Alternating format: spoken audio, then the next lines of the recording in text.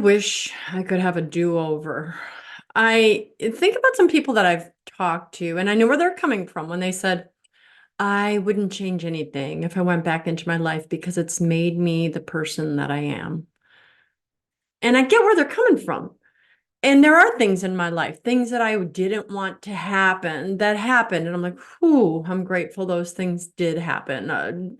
The 16-year-old, when I broke up with my boyfriend, please, God, let us get back together. And he didn't let us get back together. And I'm so grateful because I would never married my husband or had the children that I have. But there are very many things that I would do differently, regardless of how I turned out. I think about starting with premarital sex. I have learned a lot because of the bad choices I've made, but I've allowed myself to learn a lot. Many of us don't. I think about the infidelity that I brought into our marriage. I absolutely would want a do-over. Now, did God use that in a way that, my goodness, he's making this ministry flourish. People need to hear the voice of former prodigals like myself. God can take anything, all of your worst sins, and he can turn them around. So in one sense, I'm telling you, don't hide your sins and give Satan the power that he needs to keep them hidden. I've recently done a video on that. But this idea that you would never want to do over has us somehow forgetting two things, that there are consequences of our bad choices. Even having premarital sex years ago, when I was 16 years old, though God has forgiven me, doesn't mean that I won't have to spend some purgatory time, that the negative consequences that I brought into the world aren't still there. And I'm going to spend a lifetime trying to undo those consequences. The infidelity that I had, every lie I may have ever told, any person that I spoke to harshly or sarcastically, any mean thing I did or said to my husband or a child or a colleague or anyone, all of that went into the world like a ripple into the ocean, and it has still, the consequences are going. So I say this to remind you that just because you've become the person you are today doesn't mean that, I want to say this carefully, that you shouldn't want to redo, right? A do-over. On the other hand, I get it. There's no point in thinking about what you can never have. But if we do think about the fact that if I could have, I would have done things differently. I am saying it to fuel your decisions for the future.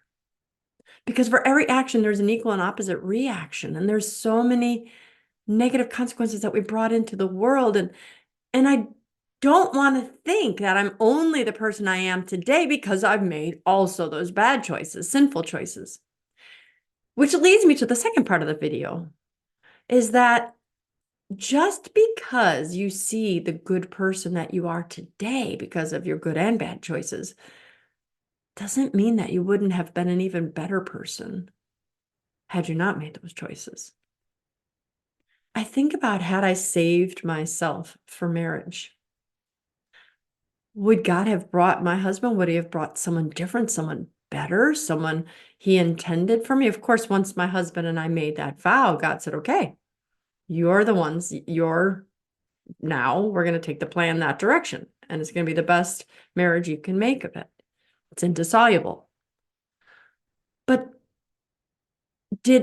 had I chosen to not say something cruel to a friend or colleague, how might they have benefited? How might I have been rewarded? How might the world have been an even better place? Yeah, I want to redo. I wish I could.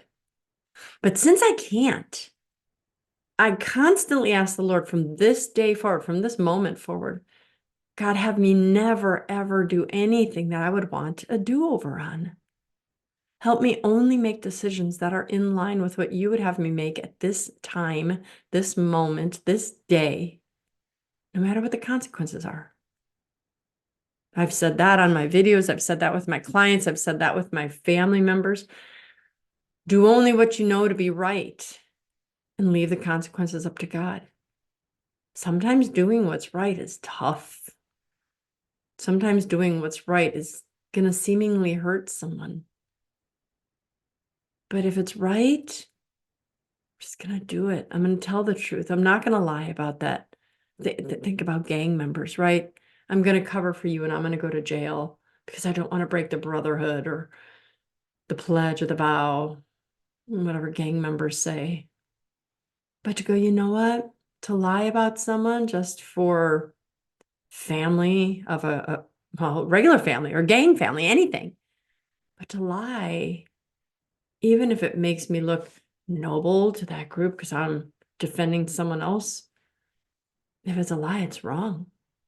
If you didn't do it, even if you're taking a hit, it's wrong. If someone else did it and you don't say that, it's wrong. Because what we're doing is we are taking our minds and we are trying to think about, well, if I do this, then this would be the consequence. If I do this, this would be better. Then we make ourselves God because we're trying to say, I know what the outcome will be. And we don't know what the outcome will be if we do what's right. We know, though, that if we don't do what's right, the outcome will never work towards God's good. And if we avoid doing what's wrong, the outcome, though it may look painful, will also only work to God's good. We're in a fallen world. You're going to have to make tough decisions. But from this day forward, I'm asking you to live a life where you don't need or want a do-over. Yeah, you're going to make some choices and you're going to be like, that was really painful.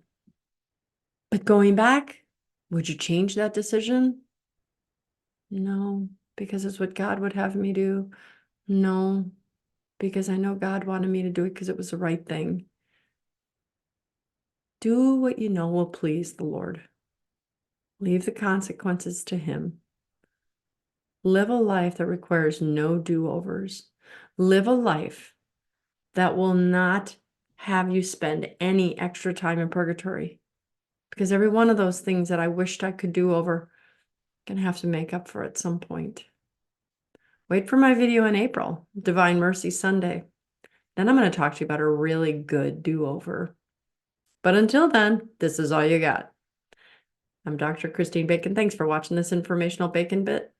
And I want to remind you always and only to live your life sunny side up.